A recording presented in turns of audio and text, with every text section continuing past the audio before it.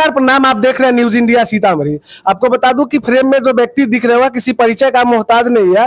पूर्व में भी पैक्स अध्यक्ष रह चुके हैं और अभी भाभी खैरबा पंचायत से भाभी पैक्स अध्यक्ष उम्मीदवार भी है। आइए विशेष उन्हीं से बात करते हैं कि इस बार चुनावी मुद्दा उनका क्या क्या रहेगा। सबसे पहले सर आपका स्वागत है।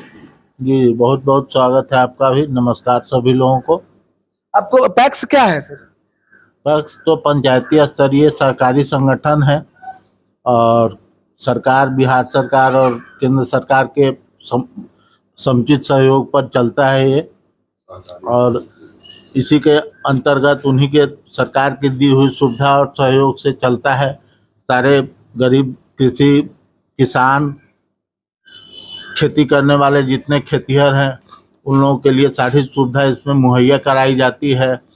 खाद, बीज, न्यूनतम समर्थन मूल्य पर धान का खरीद, उसके बाद बीज की व्यवस्था करना, गरीब किसानों को लोन देना, उनको समय समय पर जितनी भी सरकारी संगठन की सुविधा। मैं तो एक बार रहा हुआ हूँ पैक्स अध्यक्ष, ऐसे तो मैं बहुत पुराना समाज सेवी हूँ।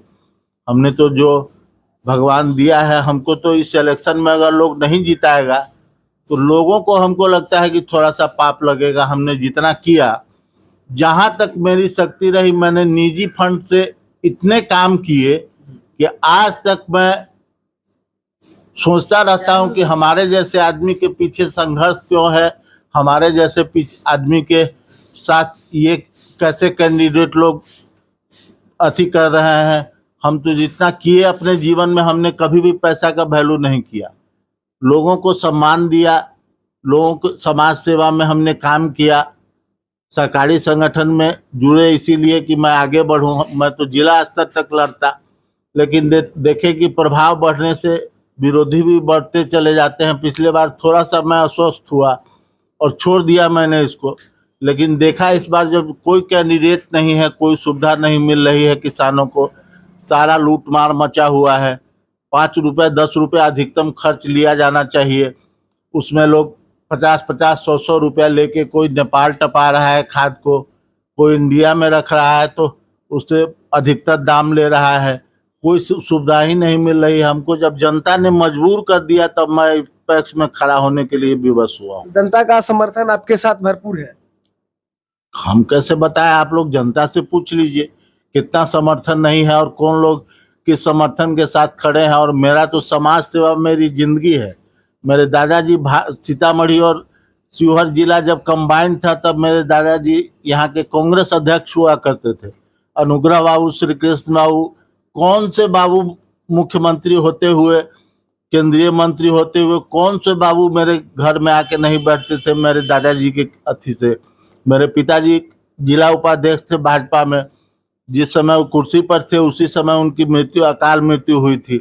समाज सेवा तो हम लोगों के ब्लड में है। आज कोई कहता है कि हम राजनीति में आ गए हैं, सेवा में आ गए हैं, पैक्स सेवा में चले आए हैं, लेकिन हमारा तो विरासत में मिला है और करता जा रहा हूँ। हमको हारने और खारिज करने और जीतने का कोई गम नहीं है।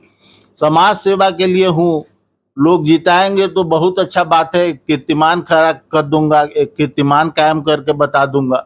नहीं जिताएंगे तो हम तो ऐसे भी एकदम वियोगी हो गए हैं। भगवान सीताराम, और क्या इसमें कहना है।